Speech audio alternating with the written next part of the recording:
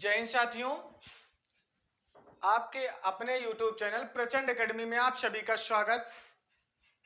तो साथियों, आज हम पढ़ेंगे संधि के बारे में, जिसे हम ज्वाइनिंग कहते हैं।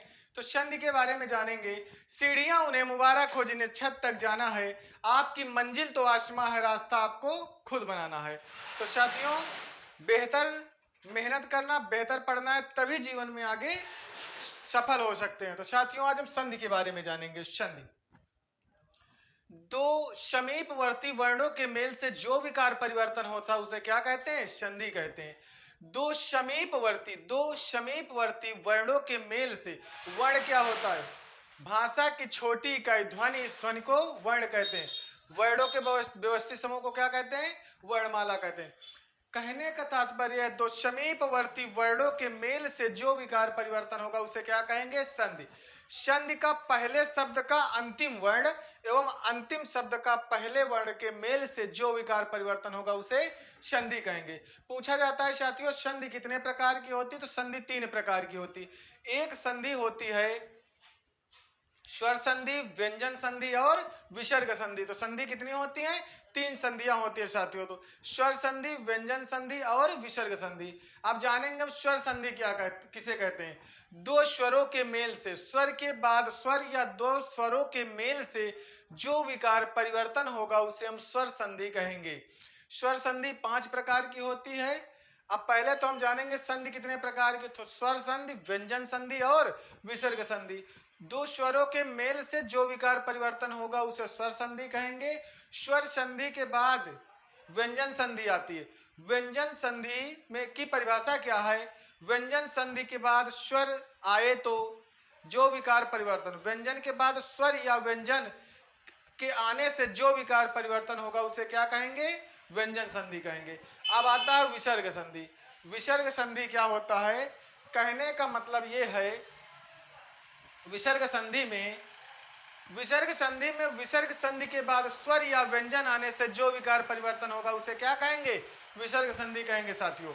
तो अब हम आएंगे स्वर संधि में। पहले भाग में स्वर संधि को पढ़ेंगे। स्वर संधि क्या होती है? दो स्वरों के मेल से, स्वर के बाद स्वर आए, दोनों के मेल या विकार परिवर्तन को हम क्या कहेंगे? स्वर संधि। स्वर संधि 5 प्रकार की होती है साथियों। पहली संधि है दीर्घ संधि। कौन सी संधि? दीर्घ संधि। दीर्घ संधि की परिभाषा यही होती है, आ के बाद आ आने से बड़ा आ हो जाता है, ई के बाद ई आने से बड़ी हो जाती है, ऊ के बाद ऊ आने से बड़ा ऊ हो जाता है। मात्रा हमेशा बड़ी ही लगेगी। आ और आ के मेल से बड़ा आ, ई और ई के मेल से बड़ी ई, छोटा ऊ या बड़ा ऊ के आने से जो विकार परिवर्तन होगा उसे बड़ा ऊ।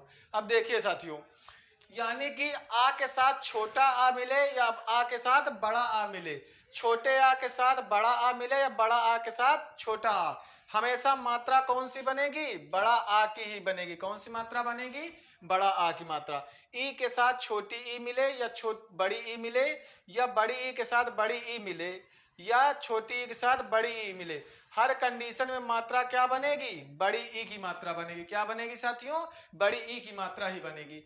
ऊ के साथ छोटा ऊ मिले या ऊ के साथ बड़ा ऊ मिले, या छोटा ऊ के साथ बड़ा ऊ या बड़ा ऊ के साथ छोटा ऊ, हमेशा मात्रा किसके बनेगी? बड़ा ऊ की। तो दीर्घ संधि में क्या होता है साथियों? दीर्घ संधि में आ के बाद आ आने से बड़ा आ हो जाएगा, ई के बाद ई आने से बड़ी ई हो जाएगी, ऊ के बाद ऊ आने से बड़ा ऊ हो जाता है। इसमें कौन सी संधि होगी? दीर्घ। कुछ एग्जाम्पल जैसे देख लें। धर्म प्लस अर्थ बराबर, धर्म प्लस अर्थ बराबर क्या होगा? धर्मार्थ। यानी दोनों के मेल से क्या बनेगा? धर्मार्थ। छोटा आ मिलकर के क्या बना दिया? बड़ा आ। इधर सत्य प्लस आग्रह, सत्याग्रह, आ और आ मिलकर के सत्य प्लस आग्रह। तो छोटा आ बड़ा आ मिलकर के क्या बनाया? बड़ा आ।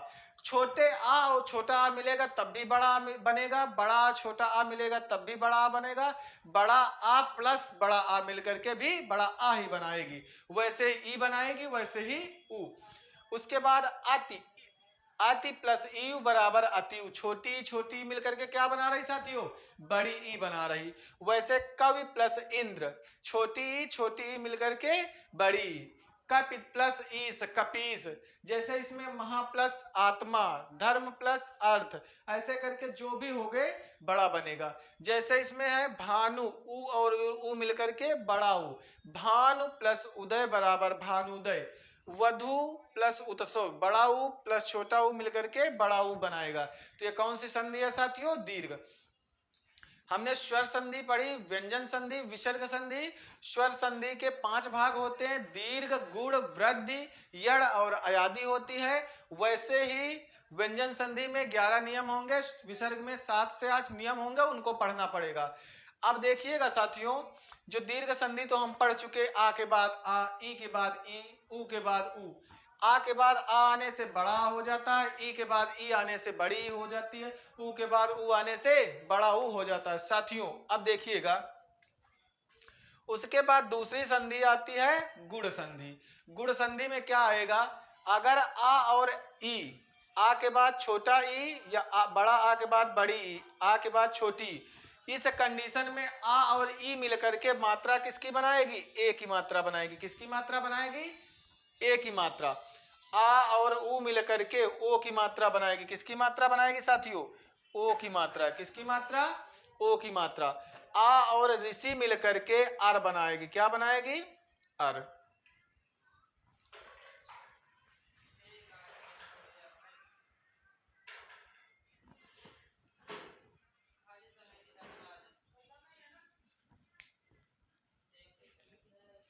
अब देखिए सर, देखिएगा आगे, आ ई मिलकर के ए की मात्रा बनाएगी, आ और उ मिलकर के ओ की मात्रा बनाएगी, आ और ऋषि मिलकर के आर बनाएगी। अब इसके एग्जाम्पल देख लो, जैसे कह दिया नर प्लस ईस नरेश, आ ई मिलकर के ए की मात्रा, रमा प्लस इंद्र रमेंद्र, महा प्लस इंद्र महेंद्र, सुर प्लस इंद्र सुरेंद्र, नर प्लस ईस नरेश, ऐसे करके जो भी शब्द मिलेंगे, आ ई देखो आ और ई मिलकर के ए की मात्रा बना दी, तो ऐसे करके ए की मात्रा। अब देखो आ और उ मिलकर के ओ की मात्रा बनाती है। कौन सी मात्रा बनाती है? ओ की। जैसे महा प्लस उदय महोदय, महा प्लस उत्सव महोत्सव, ऐसे करके महा प्लस उदय महोदय। तो जो भी आ और ओ मिलकर के, आ और उ मिलकर के क्या बनाएंगे? ओ की मात्रा। आ और ऋषि मिलकर के क्या बनाएगा? आर बनाएगा। और ऋषि मिलकर के क्या बनाएगा? आर। जैसे देव प्लस ऋषि देवर्षि, अर्थ निकल रहा है ना, देव प्लस ऋषि बराबर देवर्षि, सप्त प्लस ऋषि बराबर सप्तर्षि, राज प्लस ऋषि बराबर राजर्षि।